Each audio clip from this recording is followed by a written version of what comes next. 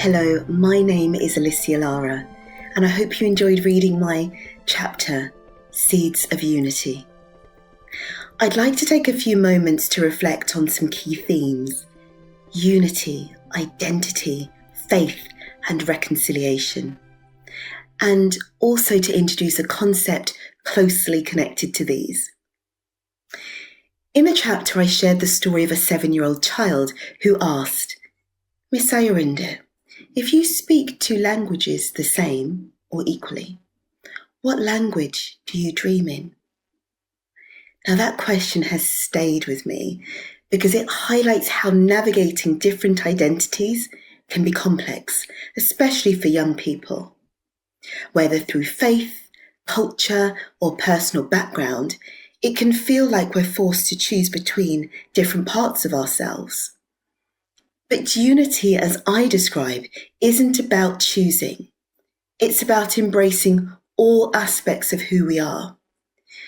This reminds me of what Patience, a young girl from the Roma community, once said. She said, "Belonging means feeling comfortable with who I am and not having to mask with different people." That's the kind of unity we should strive for, where everyone feels safe to be themselves. I also touched on the richness of global Christianity, where 70% of Christians come from global majority heritage backgrounds. In Brazil, where I'm from, in some areas, Indigenous beliefs and Christianity have intertwined in ways that honour both. Unity doesn't mean sameness. It means finding harmony in our differences. Liliana's story of grief over an oil spill due to her spiritual connection to nature reminds us that young people experience faith in deeply interconnected ways, through relationships with people, nature, or with God. Now I'd like to introduce Vanakatanga, which is a Maori term that refers to a sense of family connection through shared experiences. It's about connecting not just to blood relatives, but to your community, your organisation, your church, and those around you. It's the glue that holds people together, providing support, especially when times are tough. Vanakatanga is the embodiment of "it takes a village to raise a child," recognising that children are everyone's responsibility. The stronger the relationships, the stronger the community becomes. And when children know who they are, they understand their contribution, and they feel like they belong, the community is healthier as a whole. But Vanakatanga isn't about making everyone fit the same mould or suppressing different ideas. It values the unique contributions of each person. As Christians, we are called to gather as a community around Christ, not divided by societal barriers.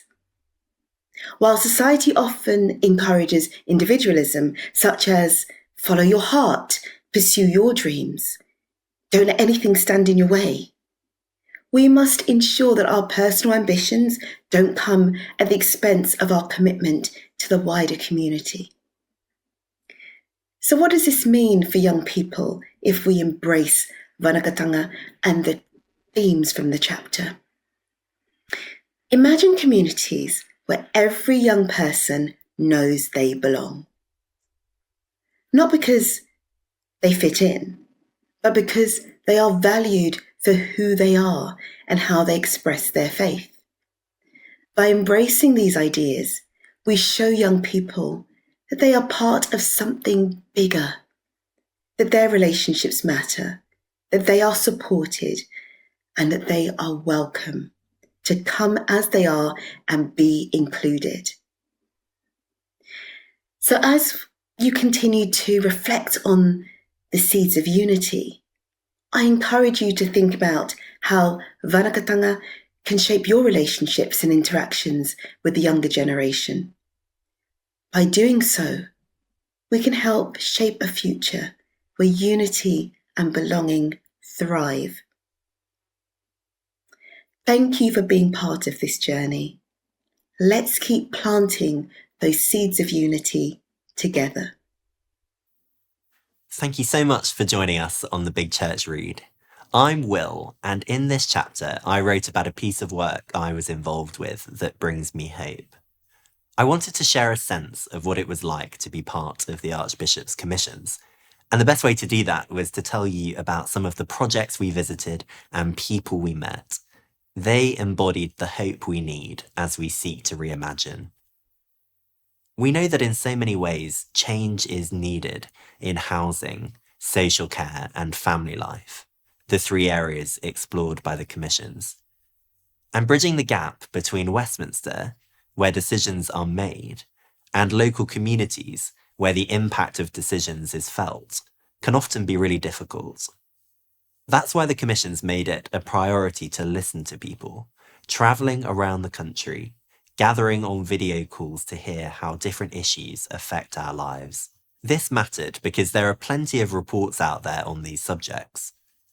The commissions built on these by asking what it would take to discern a distinctive vision of how these things could be better, drawing on Christian theology, tradition, and values.